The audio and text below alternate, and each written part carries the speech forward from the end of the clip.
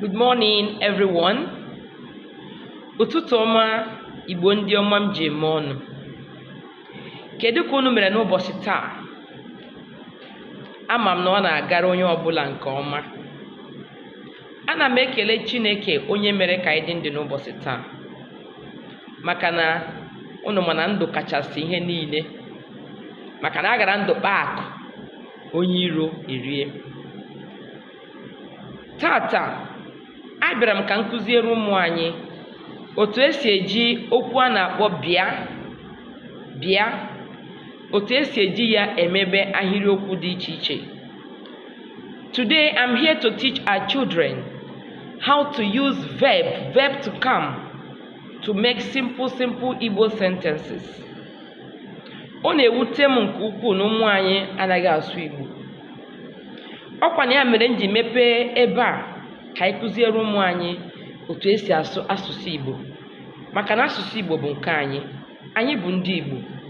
Chineke mere ka anyị bụrụ ndị Igbo. Anyị agaghị eme ka hapụ asụsụ anyị ka ọ nwụọ. Ya mere, if you have not subscribed to this channel, please subscribe and share so that others will learn. Ọ wụ oke na ọrụ dịrị mụ na gị, ndị nne na nna, ka anyị kụziere ụmụ anyị Igbo.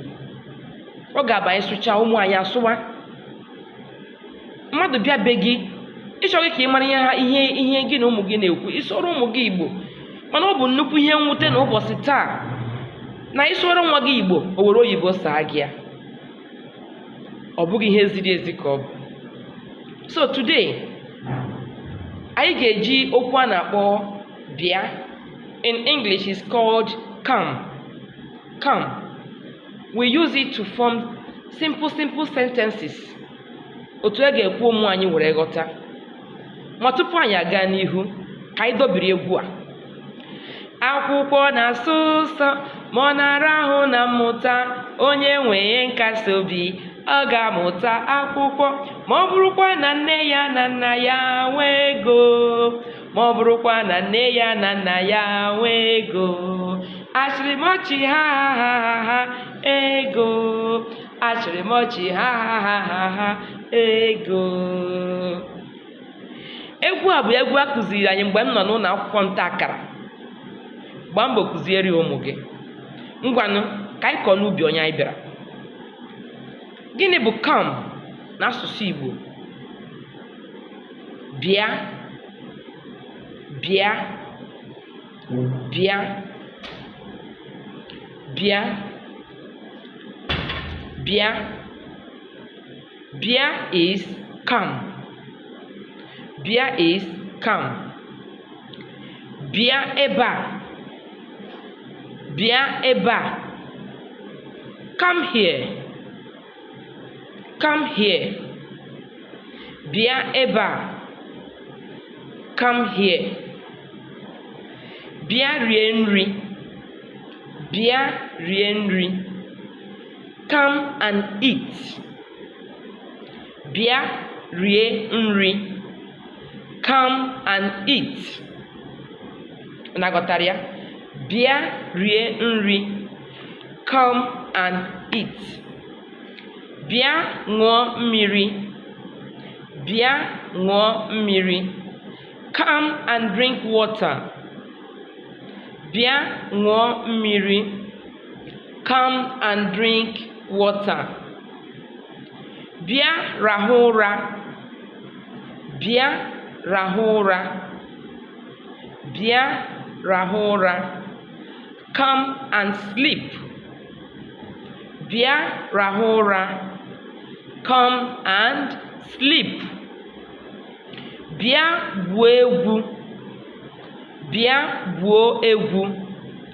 Come and play. Bịa gwuo egwu. Come and play. Bịa gbaa egwu. Bịa gbaa egwu. Come and dance. Bịa gbaa egwu. Bịa gbaa egwu. Come and dance. O nwere ihe unu na-amụta? Bịa saa ahụ.